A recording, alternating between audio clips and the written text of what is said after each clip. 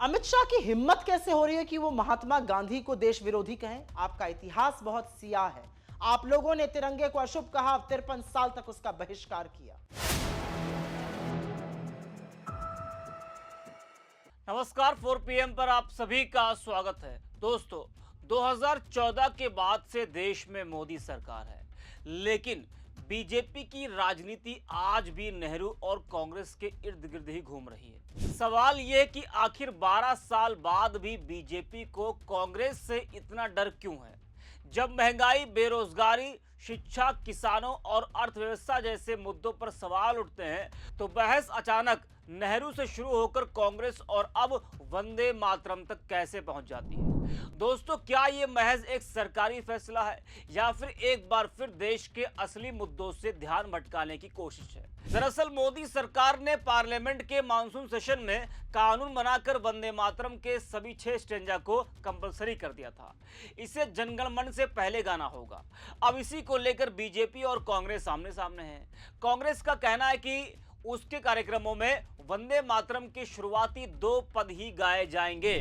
कांग्रेस का तर्क है कि आजादी के दौर में 1937 में राष्ट्रीय नेताओं ने इस परंपरा को स्वीकार किया था और पार्टी उसी परंपरा का पालन कर रही है। लेकिन बीजेपी ने इस पर कांग्रेस को जमकर घेरना शुरू कर दिया। गृह मंत्री अमित शाह ने कांग्रेस के इस रुख को देश को तोड़ने की साजिश बता दिया, तुष्टीकरण की राजनीति का आरोप लगाया और कांग्रेस की मानसिकता पर सवाल खड़े कर दिए। लेकिन सवाल यही है शाह साहब, क्या वंदे मातरम का सम्मान सिर्फ 6 छंद गाने से साबित होगा? क्या देशभक्ति की कोई परीक्षा होगी कि किसने कितने छंद गाए? और अगर कांग्रेस 2 पद गाती है तो क्या इससे देश टूट जाएगा? कांग्रेस प्रवक्ता सुप्रिया सुनित ने भी अमित शाह पर पलटवार करते हुए कहा कि 1937 में आजादी के महानायकों ने 2 छंदों को लेकर फैसला किया था और कांग्रेस वही कर रही है। जरा आप भी सुनिए सुप्रिया सुनित को। अमित शाह की हिम्मत कैसे हो रही है कि वो महात्मा गांधी को देश विरोधी कहें? अमित शाह की हिम्मत कैसे है कि वो सरदार वल्लभ भाई पटेल को देश विरोधी कह रहे हैं?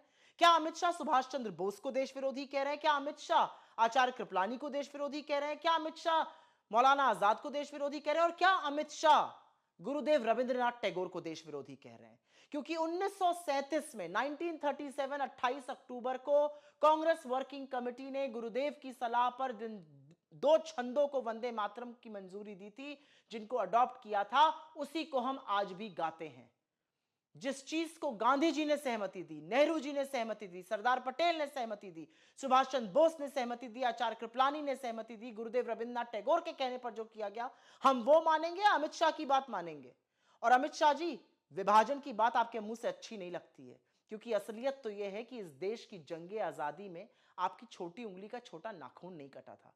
आपके पूर्वज माफीनामे और मुखबिरी करते थे। आपके पूर्वज रत्नागिरी में पेंशन पर रहते थे। और यह बात मैं नहीं कह रही हूं, ये उन्हीं के परपोते कोर्ट में बता रहे हैं। आपके पूर्वजों ने इस तरह से प्रेरित किया नाथूराम को कि उसने बापू की हत्या कर दी। आपका इतिहास बहुत सियाह है। मुस्लिम लीग की बात करते हैं आप, मैं आपसे पूछना चाहती हूं, 1942 में जब पूरा देश करो या मरो, डू और डाई के नारों के तहत क्विट इंडिया मूवमेंट कर रहा था, भारत छोड़ो आंदोलन में ब्रिटानिया हुकूमत को घुटने टिकवा रहा था, तो आपके पूजनीय श्यामा प्रसाद मुखर्जी जिन्ना की मुस्लिम लीग के साथ मिलकर सरकारें क्यों चला रहे थे? बंगाल में, नॉर्थ वेस्ट फ्रंटियर प्रोविंस में, सिंध में। अरे वो तो फजलुल हक की उस सरकार में शामिल थे, वो फजलुल हक जिसने पाकिस्तान की थ्योरी लाहौर अधिवेशन में ही दे दी थी 1942 से बहुत पहले। और मुझे एक बात जरूर बताइएगा अमित शाह जी, नरेंद्र मोदी लाहौर लपके हुए क्यों गए थे? अटल बिहारी वाजपेयी जी वाघा बॉर्डर क्यों गए? और लाल कृष्ण आडवाणी जी जिन्ना की कब्र पर क्यों गए? आपका इतिहास बहुत सियाह है। आप लोगों ने तिरंगे को अशुभ कहा, 53 साल तक उसका बहिष्कार किया। आपने कभी भी वंदे मातरम नहीं गाया। आप नमस्ते वत्सल्य में जो भी गाते हैं, असलियत यह है कि आपने संविधान की प्रतियां जलाई। आज आपको 2 बातों का जवाब देना है। छात्रों पर पैलेट गन किसने चलवाई? क्या आपको पता था या नहीं पता था? इन बातों का जवाब देना है। राष्ट्रपिता महात्मा गांधी से लेकर सरदार पटेल, पंडित नेहरू और सुभाष चंद्र बोस जैसे लोगों को देश विरोधी कहने की ना आपकी हिम्मत है और ना हैसियत है। जबान संभाल के बात करिएगा और इस देश की जंगे आजादी पर बोलने का आपको रत्ती बराबर हक नहीं। तो सुना आपने, सुप्रिया सुनित ने साफ कहा कि महानायकों ने 2 छंदों को लेकर जो फैसला किया था, कांग्रेस वही करेगी। तो फिर बीजेपी से सीधा सवाल है, देश के सामने बेरोजगारी का सवाल है, महंगाई का सवाल हो, किसानों का सवाल हो, युवाओं के भविष्य का सवाल हो, तब बहस इन मुद्दों पर क्यों नहीं होती? हर बार नेहरू, कांग्रेस, पाकिस्तान, राष्ट्रवाद और अब वंदे मातरम।